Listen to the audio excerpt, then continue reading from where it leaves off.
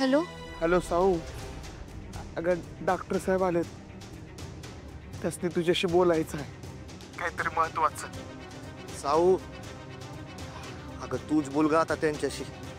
ठरव काय बोलायचं आहे ते. हा, आपल्याला निर्णय घ्यावा लागणार आहे. बोल डॉक्टरांशी बोल. हॅलो सावली, तुम्ही तिथे?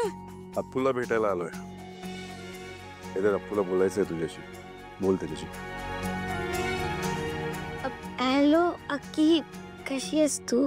मी बरी आहे बाळा, तू कसा आहेस? मी पण बरं आहे. अक्की, हे बघ सारंगदाजी आलेत.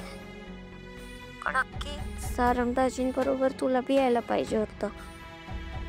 पण ते पण बरोबर आहे की घरात एक जण हवाच. पण तू येऊन जा गं इथे. हो बाळा, मी नक्की तुला भेटायला येईन. पण हो, तू तुझी काळजी घे, वेळेवर औषधं घे आणि आईला अजिबात सतवू नको.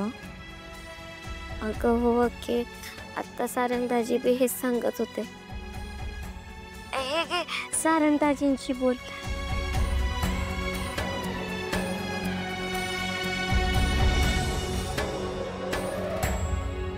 सावली, मला खरंच राग आलाय तुझा. सारंग सर, मला माफ करा, माझं खरंच चुकलं. हे बघा, मला माहिती आहे कुठलंही कारण माझ्या वागण्याचं समर्थन नाही करू शकत. ते तुम्हाला सांगून जायला पाहिजे होतं, मला नाही कळलं.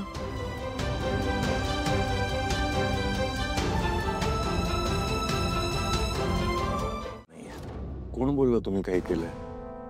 तुम्ही काहीच केलेलं नाहीये. तुम्ही कधीच काही केलेलं नाहीये. आणि काही न केल्यामुळे जे काही राडे सुरू झालेत ना घरात, काय बोलू आता. माझ्यावर एक उपकार करा. त्या सावलीवर उपकार करायला जाऊ नका. तिच्या आयुष्यातून बाजूला व्हा. होतो, बाजूला होतो. त्याआधी तिला मेहेंदळींच्या सुनेचा दर्जा दे, बायकोचा दर्जा दे, मग तिला माझी गरजच लागणार नाही.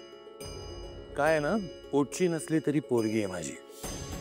जोपर्यंत तिचा संसार मार्गी लागत नाही तोपर्यंत मी तिच्या पाठीशी उभा राहणार, तिला सगळी मदत करणार. तुला काय करायचंय ते कर. करा ना मदत. मदत करा, पण सरळ आणि सोप्या मार्गाने मदत करा ना. यासाठी समोरची माणसं पण साधी सरळ सोपी असणं गरजेचं असतं की नाही? मला दिसतंय, दिसत तुला नाहीये. तुलाही दिसेल काही दिवसांनी. पण काय ना, परिस्थितीने डोळे उघडण्याची वाट नको बघू.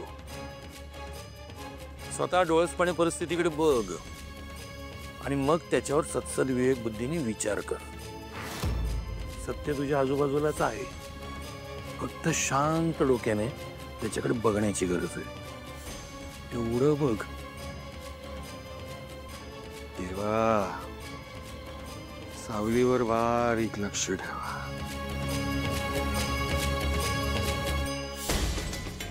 चला.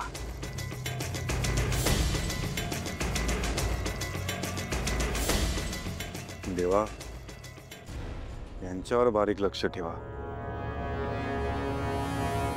विठ्ठलाच्या साक्षीने वचन दिलं होतंस ना तुम्हाला? हा, दिलं होतंस की नाही? आणि मुळात तुझा आवाज तुझा नाहीच आहे, तो ताराच आहे. आणि तेही आयुष्यभरासाठी. माझ्या शब्दाचा तुम्ही गैरफायदा घेताय. मी केलेल्या इन्व्हेस्टमेंटचं व्याज घेते. व्याज मी दिलं असतं की तुम्हाला व्याज. मी फक्त तुमच्याकडून कर्ज मागत होते माही, तेही फेडलं असतं मी. अरे बापरे, एवढी श्रीमंती उतू चालली आहे का तुझ्याकडे? मग आता एक काम कर, आजवर मी तुला जितके पैसे दिलेत ना कर्ज म्हणून, ते सगळे असे चट्टा चट्टा चट्टा चट्टा माझ्या हातात ठेव. चल, देऊन टाक.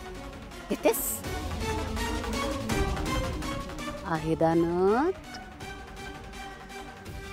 आहे का लायकी आहे? फेडू शकतेस सगळे पैसे? मला पैशाचा माज दाखवतेस? अगं तुझ्या घरच्यांची 2 वेळच्या जेवणाची पण लायकी नाहीये ग. विसरलीस? आज ही भैरवी वजे ना, म्हणून नशीब समज तुझं अख्खं खानदान रस्त्यावर भीक नाही मागत आहे. लक्षात ठेव सावली, मी आहे म्हणून तू आहेस, आणि म्हणून तुझा भाऊ, तुझं कुटुंब आहे. तेव्हा लायकीत राहायचंस.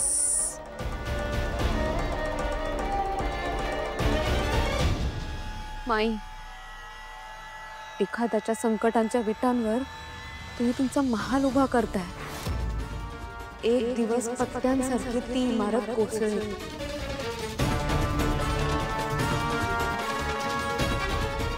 नशिबाचं चक्र खूप विचित्र असतं माई.